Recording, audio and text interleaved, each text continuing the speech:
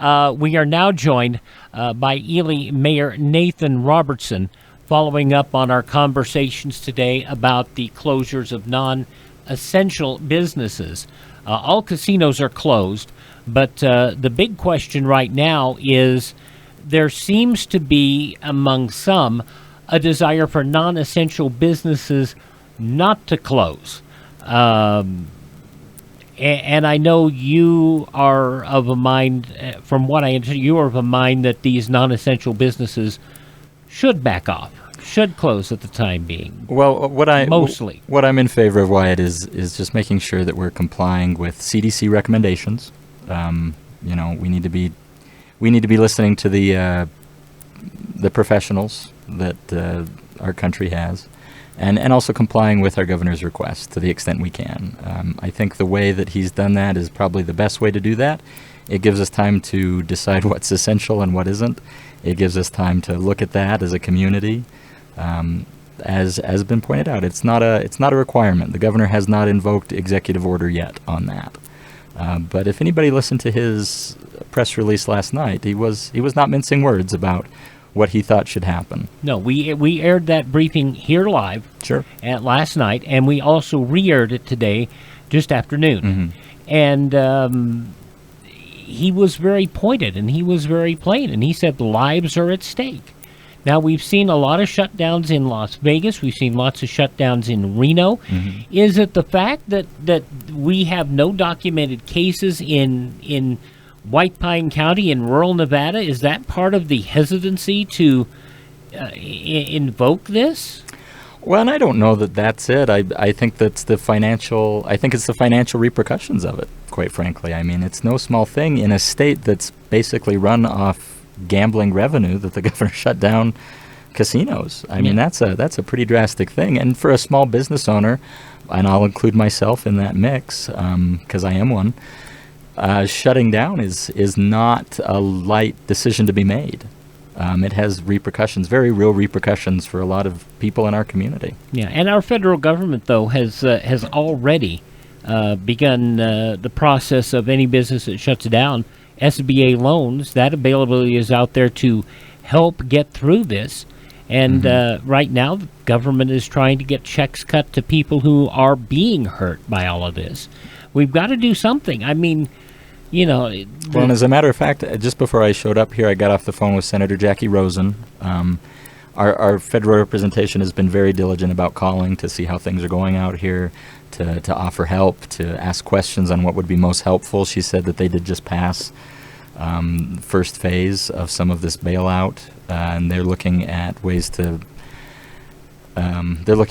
speed up a lot of the processes, like unemployment and getting help for our small businesses and things like that. And we'll be communicating with her office and making sure that our concerns out here are heard by those back in Washington. And when you get results, bring them to us. We'd be happy to. I mean, as you know, our microphones are always open to you and to people who have this information that we need to get to the public. And we appreciate that. We're here 24/7 doing this stuff. This is a difficult and trying time, and yes, for small business, and yes, we're one too. Mm-hmm. And this is going to impact us more than anybody realizes. The implications for everybody, even if they're an essential business to stay open, are pretty far-reaching. And just like you said, for this radio station here and everybody else, I mean, it's hard to find someone this does not affect. Exactly, and my community calendar now is not full of community events. Sure. It is full of closings. Mm-hmm. It is full of what you need to do. It is full of what we do, and we do these things. Quite frankly, it would be very easy to just sit back and say, "No, we're not going to deal with any of this." Sure, but particularly in Ely, with an elder population such as we have, right? This is the sort of thing that we cannot take lightly. No, and if you think about, I mean, anybody over the age of 50 is really in the concerned demographic. My grandparents live across the street from me. They're both in their 80s. I've told them they need to stay home. If they need something, I'm happy to go get it for them.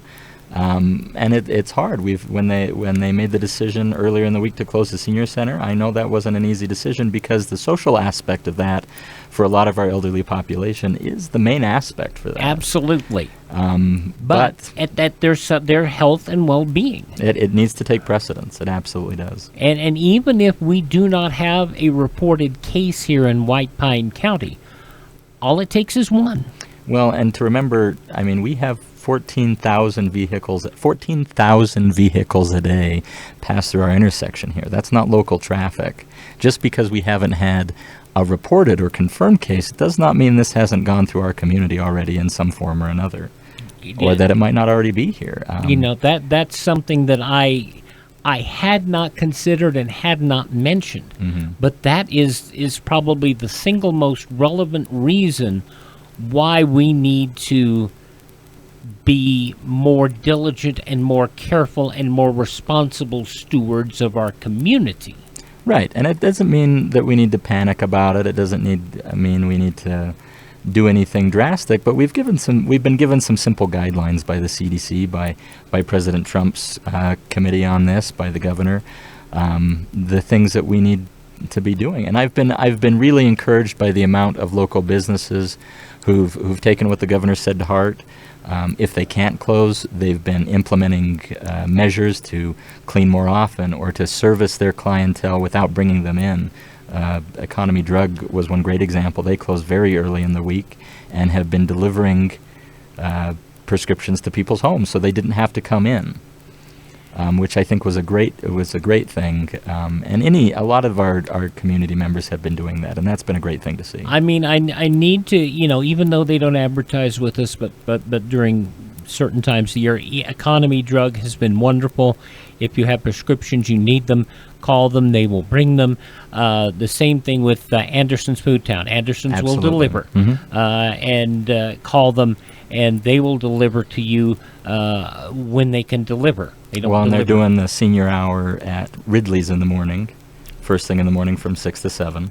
I know that's a little early for a lot of our senior population, but it is an option there, so they can go in without the crowds, without the crush of the usual people during the day, and it's right after they've cleaned during the night, so hopefully it's safer. And they've been doing that, which I think is a great thing. I mean, we're doing what we can, and every little bit helps, I think. And once again, I want to make sure that we make sure everybody is aware. Businesses, and particularly what truly is concerning to me, are the bars and the restaurants. Sure. Who have now said they've gone online and they've, we're going to be open tonight. Oh yeah, we don't have to close. And that strikes me as a bit irresponsible. Well, and it certainly takes on that light. I don't know the pressures that every single business owner is under, and there are people that don't agree with President Trump, or they don't agree with the governor, or they don't agree with this or that. And I would just like to stress that now is not the time to kind of armchair quarterback those of our leaders. It's time to pull together as a community and do the best that we can. As you've mentioned, right now, the governor's recommendations are asks. They are not requirements yet. But if things escalate, they very well could be. What this has given us is an opportunity to kind of ease into this a little bit, ease into it rather than having a hard and fast rule come down all of a sudden. And we need to make, I would encourage business owners and community members to make every advantage of that they can. And, I had earlier mentioned something that I think made a lot of sense by a gentleman who, out in Colorado, who had to close his schools for the 3 weeks. Sure. And he said this: in the end, it will be impossible to know if we overreacted or did too much, but it will be quite apparent if we underreacted or did too little. Yeah, and I think that's a fair assessment. But the other thing we have to remember is, I am not an infectious disease expert. Yes. We need to be relying on those in power. I've been very impressed with Dr. Bayan, the county's We've had health him on officer. the air here a couple of times. He's very knowledgeable, and I've been very impressed in the meetings I've been in with him in the last week.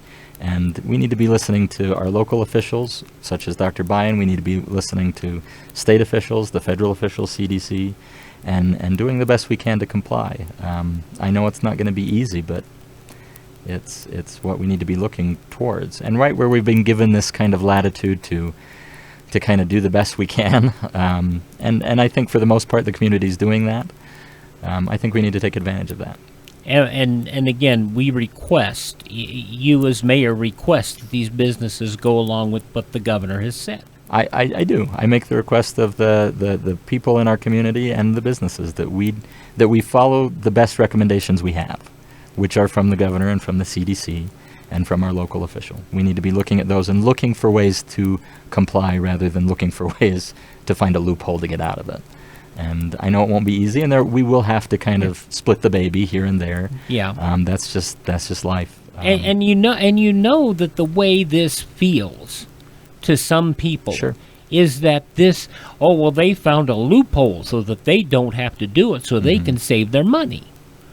You know, it feels like we have people fishing for loopholes. Well, and I'm sure there's some of that, and we've all been in a situation where that's what our natural instinct is to do. But I'd like to just encourage faith in what the federal government's doing as far as looking for trying to get bailout and monies to families, that will be coming. I've had enough contact with our state representatives that I know they're working on it. And in the meantime, while we're waiting for that to come through, we need to be looking at how can we best protect our community and those most at risk in it. And especially we get into all of the washing your hands and coughing when you need to. If you're sick, stay home. And that's a big one. Because I made this statement on the air, and you'll probably get a laugh out of this, I hope, because it's not really anything not to laugh at. Is I said if I run into a single business where there is a sick employee at work, I will turn around, walk out of the store, and I will blast their supervisor, particularly and their ownership, particularly if they say, well, I didn't have anybody else to come in to work. Yeah. Well, and it's unfortunate, but I'm sure you know this kind of scenario. I've been in the scenario where I think, you know what, I don't feel well, but gosh darn it, I've got stuff to do and it's got to be done. And in the past, maybe that we got away with it. In this scenario, that's not the thing to do. If you're not feeling well, stay home. Protect your family. Protect those at risk in our community. And do yourself a favor. If you think you have, some symptoms that are suspicious, call into the clinic. Let them ask you the questions. Where have you been? How do you feel? How long have you felt this way? And see if they need to test you. Yeah, and the point you made is that it might not come here. It might not. From somebody locally to start with. That's the biggest concern, and I'll repeat this. I had never even really thought about that because of our huge hub of people traveling. We got a lot of, and it's that time of year. We got a lot of snowbirds headed back north. I was surprised. I saw snowbirds heading south today. They might have been doing that, I think they were confused. They might have been. But also, our economy runs on trucking, especially in Ely. Everything comes in on a truck. If you want those grocery stores restocked here, Vegas, everywhere else, those trucks have to get through. We can't shut that down. That's a critical thing. But in the meantime, we need to take the precautions. Wash your hands, like you said. If you're sick, stay home. Don't unnecessarily expose yourself, especially if you're in the high-risk category.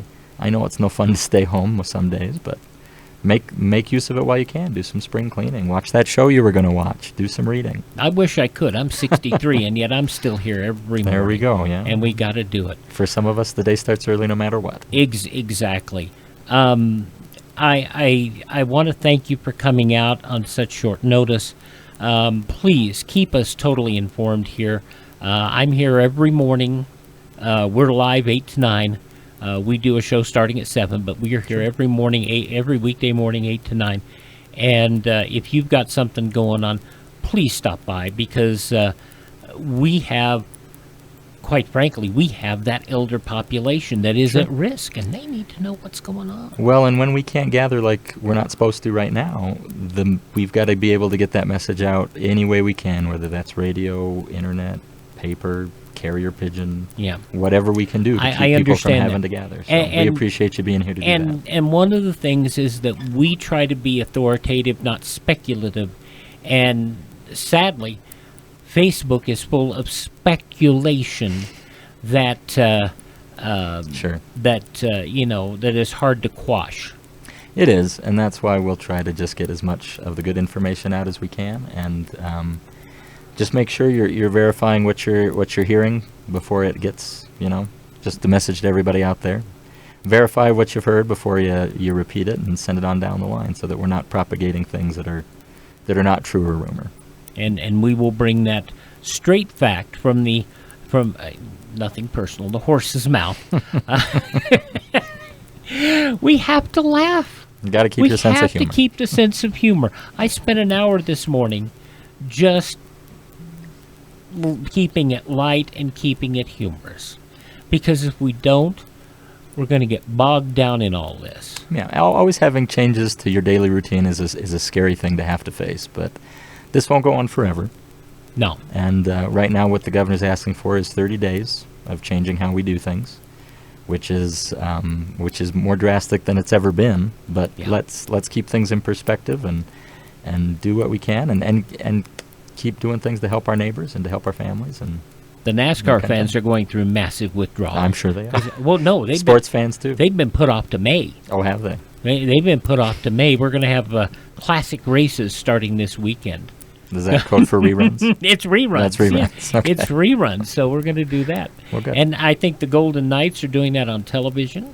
The Yeah. radio people aren't. But, we have to keep our attitude, have to keep our spirits up, and realize this too shall pass. I will. Let's do the things we can and leave the rest to where it's going to end up. We'll do that and put our faith in God like it should be, Ely Mayor Nathan Robertson, we thank you for stopping by. Let us keep us posted here, and we will have more. Let's get to NASCAR today, and then we'll get you back to John David Wells. Thank you for tuning in here to the Nevada Talk Network. As we have additional information, we will bring it to you here live and unfiltered.